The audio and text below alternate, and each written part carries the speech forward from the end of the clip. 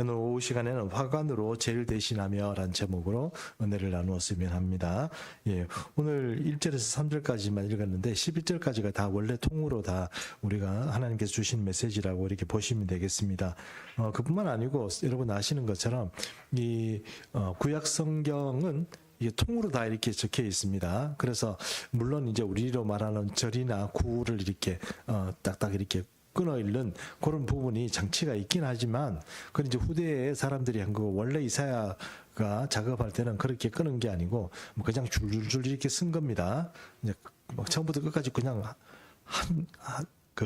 우리로 말하면 마침표 이런 거 없이 그냥 썼다 이렇게 생각하시면 됩니다. 그러니까 단락이 구분되고 이런 것들은 이제 후대에 또 여러 가지 인쇄술이나 발달하면서 그렇게 된 거니까 61장도 사실 60장하고 이야기가 이어진 것이다 이렇게 생각해도 뭐 다른 게 없습니다.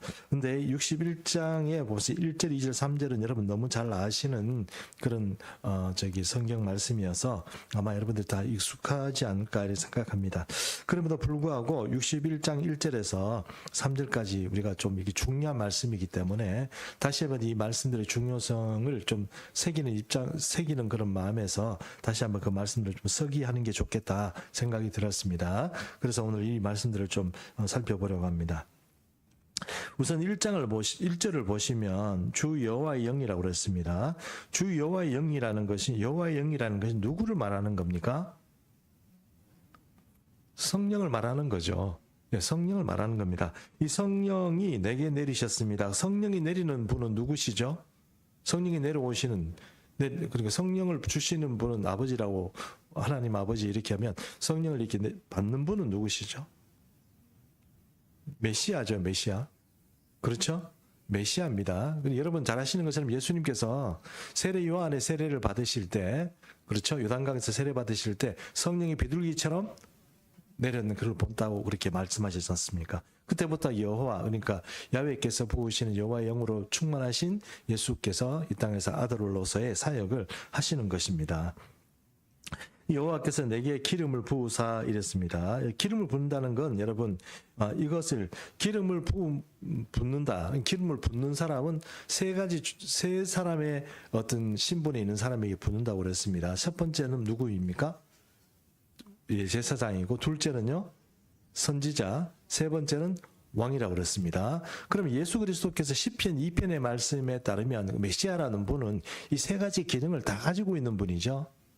그죠? 예수 그리스도는 이 세 가지 기능을 다 가지고 계시는 분이에요. 제사장이기도 하고 멜기세덱의 반차를 쫓는 제사장이라고 그러죠. 제사장이기도 하고 또 선지자이시기도 하고 또 왕이시기도 하고 이렇게 이 세 가지 신분을 다 가지고 계신 분이 예수님인데 이 메시아에 대신 예수님이 이제 오셨는데 거기에 기름을 붓는다고 그랬습니다. 여기서 우리가 히브리 말로는 메시아라고 그러고 헬라 말로는 뭐라고 한다고 말씀드렸습니까? 헬라 말로는 예수 그리스도라고 말씀드렸죠. 그리스도가 바로 뭡니까? 유대의 말로 메시아의 다른 말입니다. 메시아란 말이나 그리스도란 말은 같은 말입니다. 같은 말이죠. 같은 말이다 이렇게 보시면 되겠습니다. 하나님께서 아버지께서 예수 그리스도에게 메시아에게 성령의 기름을 부으시니까 이 기름을 부으시는 것은 결국은 이분을 메시아로서의 사역을 감당하시도록 기름을 부으셨다 이런 의미겠죠. 그래서 그렇게 부으사 그 하시는 목적이 무엇입니까? 가난한 자에게 아름다운 소식을 전하게 하시려고 기름을 부으셨다 이렇게 됐거든요. 그럼 여러분 잘 생각하십시오. 오늘 오전에 오전에도 우리 설교의 마지막 부분에 뭐라고 말했습니까? 심령이 가난한 자에는 천국이 저희 것임이라 그랬죠.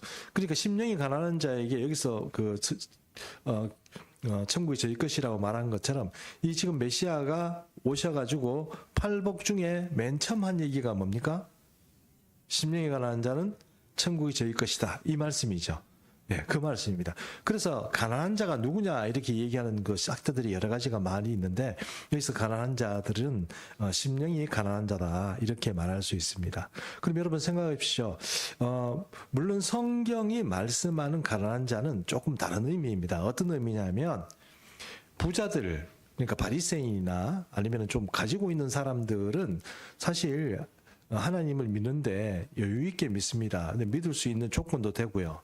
근데 가난한 사람은요, 믿을 조건이 안 됩니다. 아예 하나님을 들을 기회도 없고 말 그대로 뭐 회당에 앉아서 뭔가 랍비들한테 뭐 강론을 듣는다거나 이런 게 잘 불가능해요.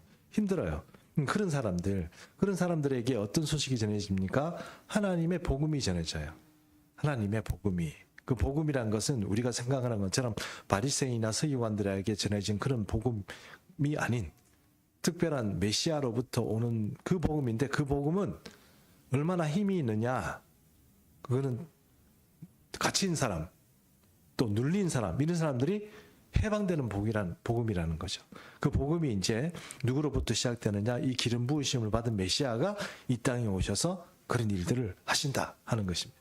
그게 이제 61장 전반절에 하는 이야기입니다. 그럼 61장 후반절에 나를 보내사 마음이 상한 자를 고치며 가난한 자에게 보내는데, 그런 사람이 노래가 되게 크네요. 이제 나를 보내사 마음이 상한 자를 고치며 포로된 자에게 자유를 주고 갇힌 자에게 노임을 선포한다 이랬습니다. 61장 1절에 B절에 나를 보내사, 이거 나를 보낸다는 건 누구입니까? 이사야라고 생각하시면 안 되죠. 이사야라고 생각하시면 안 됩니다. 이거는 말 그대로 메시아를 말하는 겁니다. 그래서 마음이 상한 자를 고치며 포로된 자에게 자유를 주고 갇힌 자에게는 노임을 선포한다 이랬습니다. 이게 이제 가난한 사람이라는 사람의 부류입니다. 그러니까 돈이 없어서 팔린 사람들. 그러니까 농사를 짓는데, 농사를 지금 만약 농사를 한번 실패하게 되면 어떻게 됩니까? 돈이 없죠? 그럼 다른 사람한테 돈 빌려가지고 그 돈 못 갚으면 어떻게 됩니까? 내가 종살이 되는 것. 그런 가난한 사람들, 그런 사람들은 눌린 사람이고, 그런 사람들은 갇힌 사람이고, 그런 사람들은 바로 이 마음이 상한 사람입니다. 이런 사람이 바로 가난한 사람입니다. 그렇게 생각하면 이 현대 시대에는 우리는 그러면 복음이 우리에게는 못 오나? 왜요? 우린 가난한 사람이 아니니까 못 오나? 이렇게 생각할지 모르지만 사실은 그것이 심령이 가난한 사람이죠. 가난한 사람입니다. 그래서 가난하다 이런 의미에는 여러 가지 의미가 있는데, 당시의 유대 사회 안에서는 봐서는 가난하다는 것이 물질적으로 가난하고 인생 사는 게 고달픈 사람들이라고 생각할 수 있지만, 지금 우리가 이 성경 말씀을 또 이렇게 깊이 생각해 보면 이 모든 사람들 인생 자체가 어때요? 가난한 거예요. 우리 궁핍한 거예요. 가라고 그런 거예요. 자, 그런 이야기입니다. 자, 그래서 이 누가복음 61장 1절에 나오는 말씀은요, 예수님께서 처음 그 세례 받으시고 나서 나사렛 회당에 가십니다. 나사렛은 어떤 곳입니까? 나사렛은 태어나신 곳은 베들레헴이죠. 나사렛에서 태어난 거 아닙니다. 자라난 곳이 나사렛이죠. 나사렛에서 어린 시절 예수님이 자라나신 그 곳에서 회당을 이제 찾아오신 거예요. 딱 오셔가지고 이제 선포를 하시는 거예요. 회당이 하필 이제 회당이 우리 이제 예배당이라고 생각하고, 그렇게 생각하고 회당이 어느 날 이제 나사렛 회당에 딱 들어갔는데, 그 회당장이 하필 그날 예수님이 오시는 건 젊은 그 랍비죠. 예수님 젊은 랍비 아닙니까? 목수도 하시면서 랍비니까 오늘 나와서 설교하시오 이렇게 된 거예요. 옛날 고대 시대에 이 회당에서는 누가 이렇게 젊고 그런 사람이 있으면 좀 입서 보임직하고 학식이 있어 보이면 회당에서 돌아가면서 강론도 하고 이렇게 했거든요. 그러니까 뭐 그 회당장이 보니까 예수님이 좀 똑똑해 보이고, 그날따라 예수님이 그날 오신 거예요. 앞에 나와서 오늘 본문을 읽고 설교를 하시오 이렇게 된 겁니다. 그래서 예수님이 딱 나왔는데 그날 하필 딱 읽은 게 뭐냐, 바로 이사야 61장 1절을 읽은 거예요. 목사님, 와, 그러면 예수님이 그 본문을 찾아서 읽었단 말입니까? 그게 아니고요.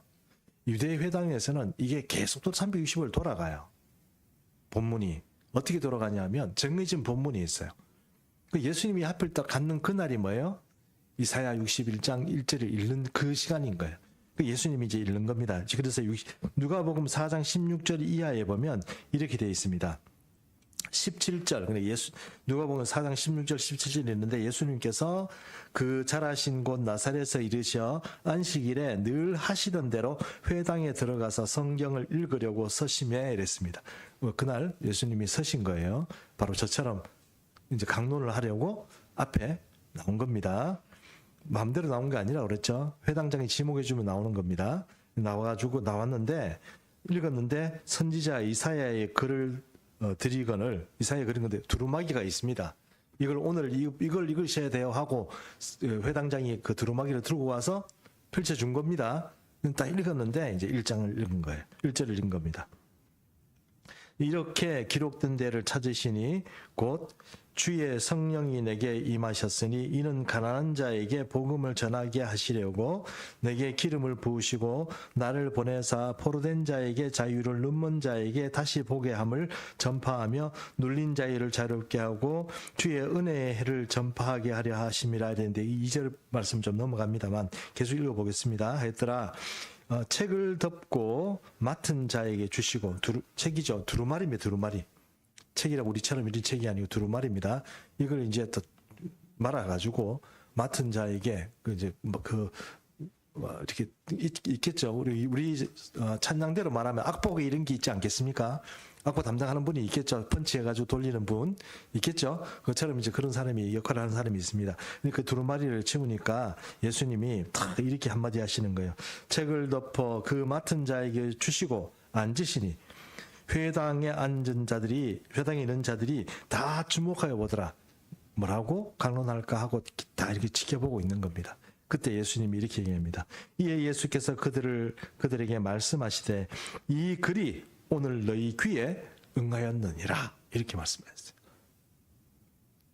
메시아가 누구란 말입니까?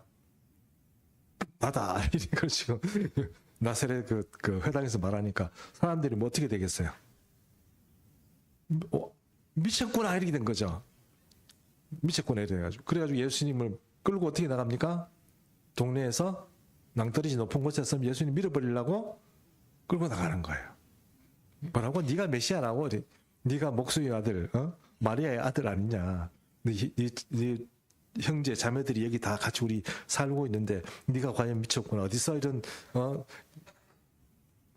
이상한 소리를 하냐? 뭐 이렇게 된 겁니다. 그래서 예수님을 밀어버리려고 했던 그 이야기가 바로 여기에 나옵니다. 결국 예수님이 지금 말씀하신 것처럼 이 이사야 61장 1절에서 3절에 나오는 그 메시아는 누구입니까? 예수님을 말하는 겁니다. 그렇죠? 예, 지금 그 얘기를 하는 겁니다. 그래서 누가복음에도 4장에도 이런 말씀들이 있다 하는 것입니다. 자, 그런데 예수님이 오셔가지고 어떤 일을 하냐? 61장 2절 우리가 같이 한번 읽어보겠습니다. 2절 시작. 여호와의 은혜에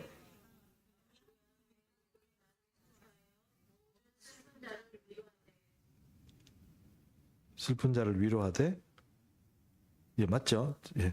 여호와의 이게 지금 제가 뒤에 좀 안 읽었네요. 이게 하나님께서 이제 은혜의 해와 우리 하나님의 보복의 날을 선포하여 모든 슬픈 자를 위로하다 이렇게 되어 있는데 여기서 슬퍼하는 자는 누구를 말하는 겁니까? 뭐 슬픈 자라 말 그대로 슬픈 자인데 이 슬퍼하는 사람은 이 타켓이 있습니다. 아무나 슬퍼하는 사람이라고 얘기하는 게 아니고 어디에서 슬퍼하는 사람이라고 그러죠? 시온에서 슬퍼하는 자들에게 그렇죠? 시온에서 슬퍼하는 자들에게 이 하나님께서 이 은혜의 해와 또 우리 하나님의 보복의 날을 선포한다 이랬습니다. 그래서 은혜의 해라는 것이 뭐냐면 은혜는 원어로 말하면은 여호와께서 연락하시는 해란 뜻입니다. 여호와께서 연락하시는 해란 뜻인데 이게 어떤 말이냐면 바로 여러분 잘 아시는 것은 우리 영어로 말하면 주빌리 뭐 이 발음이 좀 우리하고는 좀 안 맞아가지고 희년 우리나라 말이 생각해 희년입니다. 희년은 여러분 아시는 것처럼 레위기 25장 10절 말씀을 제가 읽어보겠습니다. 너희는 50년째 해를 거룩하게 하여 그 땅에 있는 모든 주민을 위하여 자유를 공포하라. 희년은 어떤 의미입니까? 자유입니다. 자유. 그렇죠? 몇 년마다 있는 자유? 50년마다 있는 자유입니다. 50년마다 있는 자유입니다. 이 해는 너희에게 희년이니 너희는 각각 자기의 소유지로 돌아가며 각각 자기의 가족들에게로 돌아갈지며 이렇게 되어 있습니다. 레위기 25장 10절의 말씀 희년에 대해서 설명을 하는데 이것은 자유의 해고 50년마다 오는 거고 이때가 되면 어떤 일이 벌어지느냐 하면 내가 지금 종살이를 하잖아요. 그렇죠? 종살이를 하더라도 나는 어떻게 돼요? 해방되는 거예요. 내가 돈을 다 못 갚았잖아요. 그렇더라도 어떻게 해요? 탕감이 되는 겁니다. 그리고 내가 지금 도저히 형편이 안 좋아가지고 내가 내 땅을 내 조상에게 물려받은 땅을 이 부자에게 좀 팔았습니다. 팔았는데 이게 50년째 되면 희년이 되면 어떻게 돼요? 다시 돌아와 버려요. 세상에 이런 억울한 일이 어디 있겠냐 이렇게 생각할지 모르지만 가난한 자를 위해서 하나님께서 이 희년이라는 제도를 놔뒀는데 이게 바로 은혜의 해라는 뜻입니다. 모든 사람에게, 가난한 사람에게, 잡힌 자에게, 눌린 사람에게 주는 그 은혜가 50년마다 희년이 있다는 거예요. 그것이 이제 하나님께서 이 메시아가 와서 이 땅에서 뭘 선포한다고요? 희년을 선포한다고요. 예수께서 이 땅에 오셔가지고 희년을 선포하는 거예요. 그럼 예수님의 사역이라는 것이 우리가 여기서 이사야에 말하는 것처럼 가난한 자에게 시온에 슬퍼하는 자이라고 한정되어 있지만 예수님이 이 땅에 오셔가지고 한 사역을 잘 생각해 보면 귀신 들린 자를 어떻게 했습니까? 귀신 들린 자는 귀신에게서 해방시켜 줬잖아요. 그렇죠? 귀신에게서 해방시켜 주셨죠. 병든 자는요, 고쳐주셨죠. 그리고 우리가 오늘 오전에도 천국 얘기를 했습니다만 주님께 가서 우리가 살아가야 될 천국은 아프지도 않고 귀신 들리지도 않고 이해하시죠? 우리 마음에 샬롬이 있는 거예요. 평강이 있는 거예요. 우리가 이 세상을 살아가면서 늘 우리 마음에 어떤 게 있습니까? 두려움도 있고 걱정도 있고 염려도 있고 또 온갖 이렇게 이리저리 치고 들어오는 여러 가지 생각들이 복잡한 것들이 우리 속에서 굴러가잖아요. 그게 어느 순간 싹 없어져 버리는 그 세계가 바로 천국인 거예요. 그 일을 하도록 누가 하신다고요? 메시아 예수께서 오시는 거예요. 그래서 가난한 자에게 희년을 선포하여서 그들에게 뭔가 갇힌 것, 죄값부터 시작해서 가난해가지고 물린 것, 자녀들도 안 돼가지고 자녀들까지 다 종으로 들어가 있는 이 모든 것들이 한꺼번에 싹 해결이 되는 그런 희년을 하나님께서 이 인생에게 주시는 그것이 이제 메시아의 사역이다 이런 뜻입니다. 그래서 여기도 보면 또 보복의 날도 나오거든요. 보복의 날 나오죠.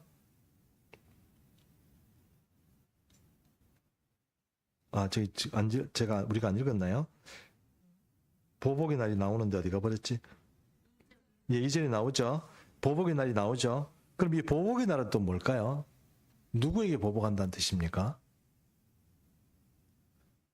부자는 다 가난한 사람의 원수니까 다 때려 부숴야 돼요?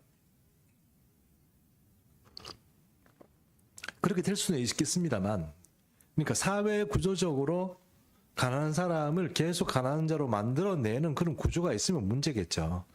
그리고 우리가 요즘 저희가 출애굽기 이런 말씀들을 보고 있지만 모세오경을 잘 보면 하나님이 법이 굉장히 디테일하고 사회의 약자나 그런 사람에 대해서 특별한 그 하나님이 마음이 있다는 것을 우리가 성경을 보다 보면 참 알게 돼요. 그런데 여기 이제 그런 구조가 있다면 문제가 되겠지만 여기서 말하는 그 보복하는 원수란 것은 성경이 줄기차게 얘기하는 것처럼 이 땅을 망치는 자들이 있어요. 그건 우리가 흔히 생각하는 악한 사람, 못된 사람 이런 게 아니고요. 그것은 이 땅을 통치하는 세력, 그러니까 사도 바울의 얘기로 따지면 누구를 결정적으로 겨냥하냐면 바로 악한 마귀예요. 악한 마귀와 사탄의 세력을 이제 겨냥해서 하는 말입니다. 그럼 예수님께서 이 땅에 오셨을 때 이런 말씀하시죠. 강도가 어떤 집을 들어가려고 해요. 근데 강도를 강한 자가 지키고 있으면 어떻게 해야 됩니다? 강한 자부터 포박을 시켜버려야죠. 그래야 강도가 들어가서 훔쳐올 수 있을 거 아닙니까? 그 예수 지금 이 땅을 지키는 자는 누구일까요? 아주 강한 자가 지키고 있습니다. 마귀가 지키고 있는 거예요. 그 예수님이 이 땅에 오셔가지고 지금 이 땅의 사람들, 그 영혼들을 찾아와야 되는데 할 수 있는 방법이 뭡니까? 먼저 강한 자부터 체포해야 되겠죠. 그리고 그 강한 자가 누구란 말입니까? 원수란 말입니다. 그래서 그 보복의 날이라는 것이 어떤 거냐면 이 악한 자들의 세력과 수중과 또 영적인 어떤 것에 눌려있는 모든 이 보복, 그러니까 원수들, 이 악한 시스템, 악한 그 통치를 하는 이 세상의 주권자들, 그리고 어둠의 지배자들, 그리고 사탄, 이런 것들에 대해서 하나님께서 보복하신다는 그런 것들을 어떻게 해요? 예수 그리스도의 보혈의 능력과 메시아직 사명으로 그것들을 어떻게 먼저 이겨버리는 거예요. 그렇죠? 그것이 예수 그리스도의 사명이고 보복의 날을 선포한다는 거예요. 이제 얘들아, 내가 하나님 안에서 이제 자유롭고 또 내가 그 원수를 부쉈다, 이렇게 내가 이겼다, 이렇게 보복하는, 그렇게 얘기하는 것이 바로 이 메시아의 사역이다 하는 것입니다. 그래서 61장 3절 전반절 한번 제가 또 읽어보겠습니다. 3절 전반절, 그러니까 61장 3절 전반절입니다. 무릇 시온에서 슬퍼하는 자에게, 시온이 여기서 나오네요. 죄송합니다. 아까 좀 제가 너무 답도 안 나오는데 먼저 여러분의 요구를 했습니다. 죄송합니다. 시온에서 같은 말이긴 한데 그래도 뒤에 나오는데 앞에서 자꾸 요구를 했으니 여러분 힘들었겠네요. 죄송합니다. 자, 시온에서 슬퍼하는 자에게 화관을 주며 그 죄를 대신하며 기쁨의 기름으로 그 슬픔을 대신하며 찬송의 옷으로 그 근심을 대신하시고 이랬습니다. 여기서 슬퍼하는 자는 그냥 이렇게 슬퍼하는 정도가 아니고, 여기서 슬퍼한다는 것은 이제 좀 정상적인 슬픈 것, 감정이 좀 슬프다, 좀 눈물 난다, 이런 게 아니고요. 누가 죽었다, 아니면 내가 정말 억울하다, 표현은 좀 죄송합니다만 내가 강간을 당해가지고 이게 내가 내 인생이 여기서부터 어떤 문제가 생겼다, 내가 이 원수를 갚을 데는 없고 힘은 없고, 그런 여자가 취할 수 있는 방법이 어떤 겁니까? 죄 뿌리고 막 울부짖고 세상에 저런 나쁜 놈이 있다, 이렇게 얘기하는 그런 슬픔의 이야기가 바로 여기서 슬퍼하는 자다, 이렇게 말할 수 있습니다. 그런 사람들이 슬프다, 이런 그 슬픔을 가지고 있고, 이런 사람에게 어떤 걸 준다고요? 화관을 준대요. 화관. 저는 여러분 옛날에 이 글자를 잘 몰랐을 때 화관이 뭡니까? 그렇죠. 근데 결혼하시고 이런 분들은 잘 알겠지만, 화관이라는 게 사실 우리처럼 그런 거 써본 적도 없고, 그래서 한참 동안 몰랐습니다. 화관이 뭔지. 그에게 아주 축복되고 기쁨의 날에 하나님께서 주시는 그런 어떤 화관, 꽃으로 만들어진 예쁜 관, 그리고 아름다운 관, 기쁨의 날, 이런 것들을 어떻게 해요? 슬퍼하는 자에게 주신다는 거예요. 지금과 억울하고 그렇게 했던 그 사람에게 화관을 주신다는 거예요. 그런 게 이제 또 화관을 주신다는 것이고, 또 죄를 대신하여 뭘 주신다고 그랬습니까? 기쁨의 기름으로 부른다고 그랬습니다. 여러분, 성령의 기름이라는 것이 있잖아요. 우리에게 부어지면 희락이 있습니다. 왜냐하면 우리 인생의 감정이 전부 자기 것이라고 생각합니다.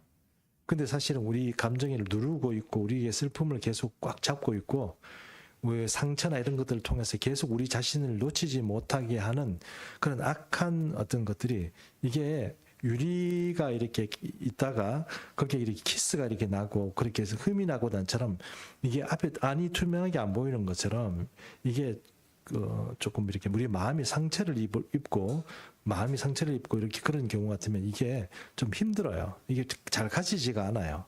우리 마음대로, 마음 먹은 대로 되지, 이렇게 생각하지만 마음이 잘 안 먹어져요. 이게 잘 안 됩니다. 근데 이거를 성령께서 오셔가지고 만지시고 나면 어떻게 돼요? 다 놓여지게 되는 거죠. 예전에 제가 한번 간증삼아 이렇게 말씀드린 적이 있지만, 제 친구는 아니고 제가 전도사님 그 학교 다닐 때 교육전도사랑 같이 방을 썼던 그런 친구, 전도사님이 하나 있었는데, 그 친구는 어릴 때부터 부모님으로부터 버림받았어요. 그래서 이제 버림받고 할머니 밑에서 자랐는데, 그 할머니가 술을 그렇게 좋아하는 거예요. 밤새도록 술 마시고 자기하고 자기 동생 데리고 밤새도록 얘기하는 거예요. 술이 취해가지고. 한얘기도 하고 한얘기도 하고 애들이 다음날 학교로 가야 되는데도 제대로 뭐 이렇게 밥을 주거나 이런 게 아니고 이 할머니도 힘들죠. 왜 자기 아들 자식들이 뭐 자식 그 손주들 맡겨놓고 이제 맡겨놓고 이제 다 뭐 소식 다 끊어버리고 그러니까 할머니도 힘들겠죠. 힘드는데 이제 이 손주들 데리고 밥 먹여가면서 살아가는데 얼마나 힘들겠어요. 기회 될 때마다 술 마시는 거예요. 술만 마시면 그 노인네가 얼마나 힘이 좋은지 밤새도록 잠도 안 자고 얘기하는 거예요. 그래 얘들이 도망가가지고 옥상에 가서 추운데 보들 떨고 잔 그런 경우가 많다는 거예요. 부모가 얼마나 밉겠어요. 안 그렇겠어요? 부모가 얼마나 밉겠어요. 내가 언젠가 이 원수를 한번 갚아버리라 이런 생각을 가지고 살았 이 전도사님. 그런데 청소년이 이제 수련회를 갔어요. 그 이제 왜 대학교에 가면은 뭐 CCC, IBF 이런 거 수련회를 하지 않습니까? 그래 가는데 그날 갑자기 하나님께서 예수님이 내가 알게 됐어요. 알게 돼가지고 기도를 하는데 갑자기 하나님 음성이 들리더래요. 네 부모님을 용서해라 이러더래요. 근데 그 전사님이 그랬대요. 그 전사님 아니었습니다. 그냥 일반 대학생이었어요. 그거는 못하겠습니다. 내가 딴 걸 못해도 그거는 못하겠습니다. 이렇게 얘기를 한 거예요. 그래 하나님께서 이렇게 얘기해요. 예수 그리스도가 그 마음에 없는 사람들은 누구든지 그럴 수 있다. 이렇게 된 거예요. 근데 그 얘기를 듣고 나니까 나도 예수를 믿고 나도 우리 부모님들이 만약에 나처럼 이런 예수 믿을 기회가 있었으면 이게 이렇게 되는 거구나. 그럼 몰라서 그랬고 이 사람이 예수가 없어서 그랬구나 하는 것을 그 자리에서 깨달은 거예요. 부모님만 정말 용서하겠습니다. 이렇게 되고 나니 갑자기 가슴이요. 자기 인생 그런 경험이 처음이라는 거죠. 가슴이 갑자기 뻥 하고 뚫리는 것 같더니 아주 시원한 냉기 같은 게 샥 하고 자기 마음에 이렇게 막 들어오더래요. 얼마나 개운하고 힘이 나고 막 그런지. 그래서 그 사람이 결국 이제 목사가 되고 나중에 부모님들 찾아가지고 다시 맺어주고 뭐 맺었는지 어떻게 된지 모르겠습니다만 다시 주선하고 그분들을 예수 믿게 하고 그런 사람이 됐어요. 그럼 그때까지 부모님들은 그 순간까지 괜찮았냐? 그렇지는 않았대요. 서로 이렇게 충돌도 되고 힘들었대요. 나중에 두 분을 다시 이렇게 만나게 하고 이렇게 서로 예수 믿게 하는 게 힘들었대요. 근데 어쨌든 그런 일들이 있더라는 거예요. 근데 예수 그리스도가 오셔가지고 역사하는 그 사람에게 희락이 있습니다. 인생에 희락이 있어요. 세상의 짐이 갑자기 덜컹하고 늘어지는 그런 그 은혜가 있는 것이죠. 저도 그런 경험이 좀 있긴 합니다만 죄짐이란 게 여러분 우리 눈에는 보이지 않습니다. 근데 성경은 우리에게 이 소에게 이 굴레를 씌워놓은 것처럼 이 죄의 굴레가 사람을 다 덮고 있어요. 누르고 있습니다.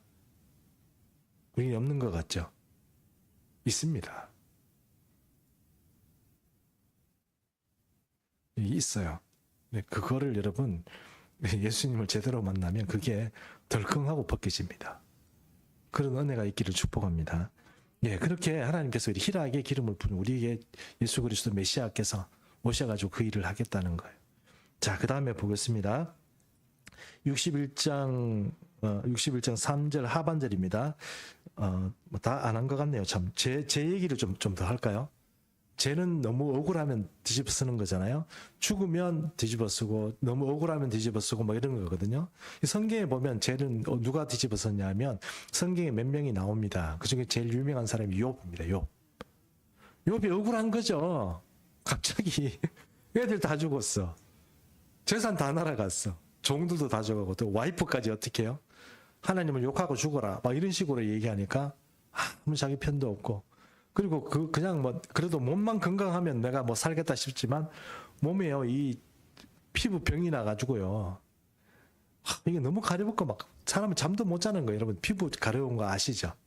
잠을 못 자니까 어떻게 합니까? 기와를 깨가지고 기와 가지고 긁어가면서 내가 차라리 안 태어났으면 좋았을 걸 이래가면서 했는데 긁어가면서 어디에 들어가 있었냐? 제 속에 들어가 있었어요. 제 속에 배를 뿌려가면서 얼마나 괴로웠겠습니까?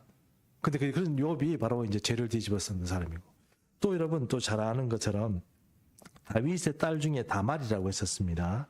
다말이 있었는데 이복 형제인 암논이라고 그러니까 다윗으로 봐서는 암논이 맞이에요. 근데 이 암논이 이 다말을 보니까 예쁘니까 이 배다른 형제죠. 강간을 한 거예요. 그리고 강간하자마자 갑자기 강간하고 나서 또 보니까 갑자기 미워 보이는 거예요. 그래가지고 바로 쫓아내버린 거예요. 꺼져라! 이러면서. 그래, 이 다말이 어떻게 합니까? 머리를 뜯고 죄를 뿌리고 막 물고 이러니까 이제 여러분 그 잘 아시는 압살롬이 자기 누이를 그렇게 만든 이 암논을 내가 어떻게든 잡아 죽여야 되겠다. 이런 결심을 하게 되고 다윗 왕가 안에서 그런 어떤 이 전쟁이 벌어지게 되는 왕자의 난이 벌어지게 되고 그래 되는 그런 어떤 이야기가 바로 이 다말이 이렇게 그 재 뿌리고 누워있던 그 이야기가 여기 나오는 겁니다. 그래서 억울한 사람들 또 나오겠지만 이제 억울한 건 너무 오늘 찾으면 그러니까 오늘 요 두 사람만 좀 보도록 하겠습니다.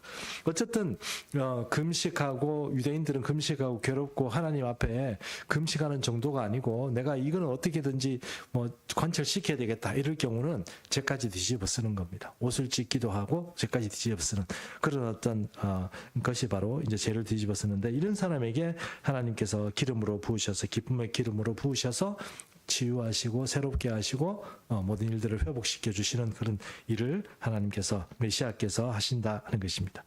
자, 61장 3절 하반절을 보겠습니다. 그들의 의의 나무 곧 여호와께서 심으신 그 영광을 나타낼 자라 일컬음을 받게 하려 하심이라 이랬습니다. 여기서 의의 나무는 여기 우리 성경 본문에서는 이게 그냥 나무로 나와 있지만 이게 상수리 나무입니다. 상수리 나무. 우리로 말하면 꿀밤나무 이렇게 됐는데 꿀밤나무인데 우리나라에 있는 꿀밤나무 뭐 도토리나무 있지 않습니까? 똑같이 생각하시면 안 됩니다. 종이 좀 틀립니다. 종이 좀 틀린데 이 상수리 나무가 있는데 상수리 나무는 이 키도 크고 막 싱싱하지만 이게 왜 이 여기서 의의 상수리 나무라고 얘기를 하냐면 원래 이 상수리 나무는 그 성전에서 쓰이거나 아니면 성전의 어떤 도구로 쓰이거나 이런 게 아닙니다. 이 상수리 나무는 대표적으로 이 여러분 아시는 것처럼 바알과 아세라를 얘기할 때 아세라에게 제사 지내는 그 주요 장소가 상수리 나무 밑입니다. 상수리 나무 밑에. 그러니까 아세라에게 제사 지내는 유대인의 여인들이 아세라 그 상수리 나무 밑에서 제사 지내고 산이나 아니면 골짜기나 이런 데서 이 제사 지내는 그 상수리 나무. 거기서 제사 지냈던 사람들. 이 사람들이 이제는 바뀌어가지고 의의 나무가 되는 거예요. 그런 백성들이 죄가 사하고 야훼께 돌아와서 의로운 나무가 되는 그런 것이 바로 이제 의의 나무라고 하는 것입니다. 그래서 그들이 의의 나무 곧 여호와께서 심으신 그 영광을 나타낼 자, 그 하나님의 영광을 나타낼 자 일컬음을 받게 하려 하심이라 되어 있습니다. 이제 4절부터도 이제 더 유대인과 또 종말의 시간에 오는 이스라엘에 대한 어떤 이야기들이 더 있긴 합니다만 오늘 여기까지 정도만 하고요. 이 이야기를 다 포함하고 있는 굉장히 중요한 찬양이 하나 있습니다. 우리가 한번 같이 불러왔으면 좋겠습니다. 오늘 요 찬양 부르고 우리 주기도문하고 마치도록 하겠습니다. 뮤직 큐. 예.